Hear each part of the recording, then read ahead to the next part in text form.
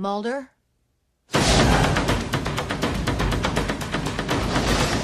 Cherish the past. Enjoy the present. Because the truth is coming.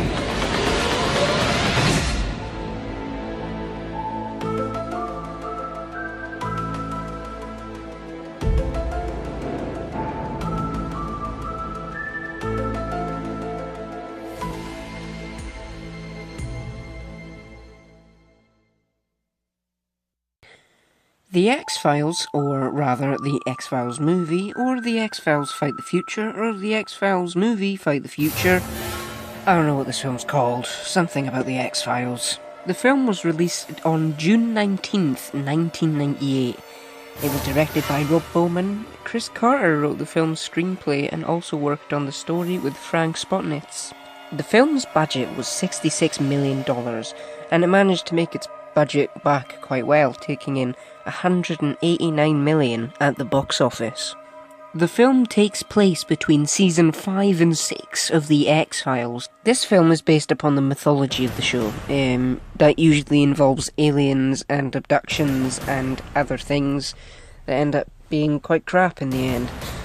And Chris Carter decided to make the film open to non-fans.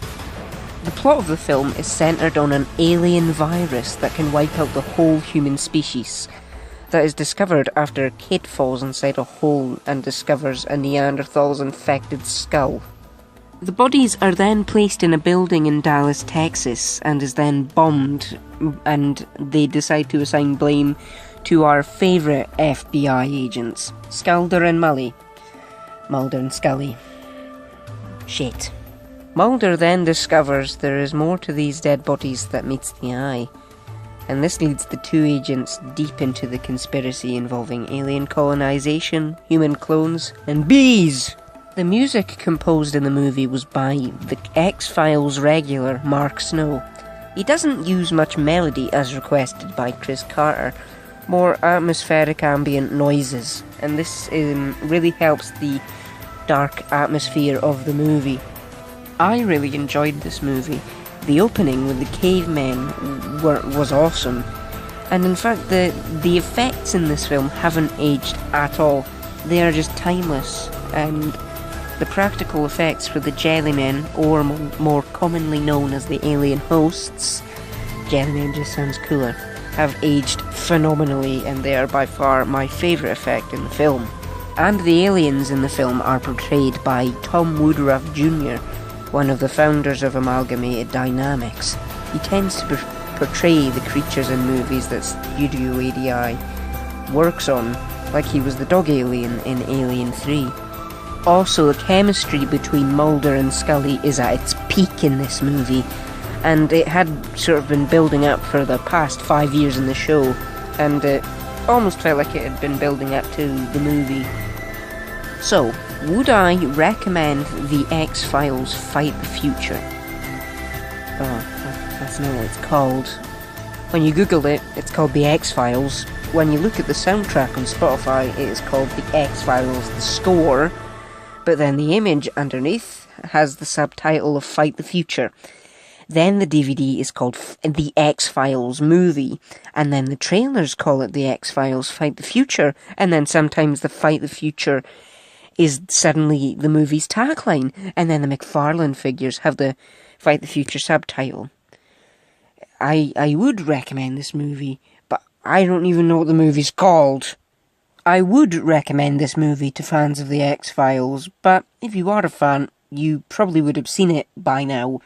I mean, it has been out for 20 years, but I'm not sure how much it would appeal to a non-fan, as I don't think you'd be able to appreciate it as much as you would have if you'd been watching the first 5 seasons.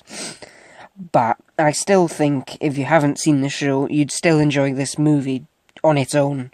It's still enjoyable, just not as much as it would be for a fan. Thanks for watching. This has been my review on The X-Files Fight the Future.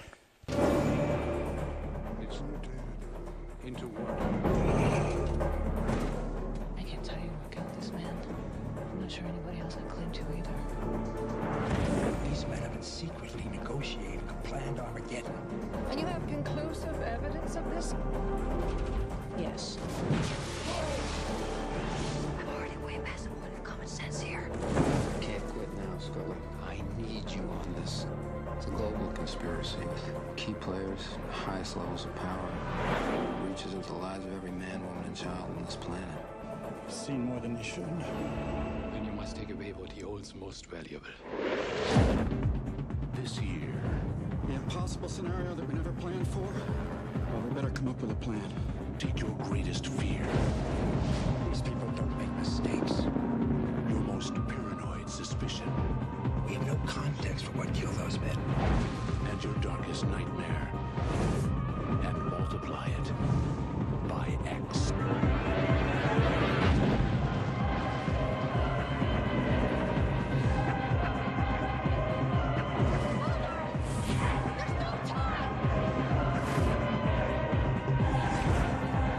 So much for little green man.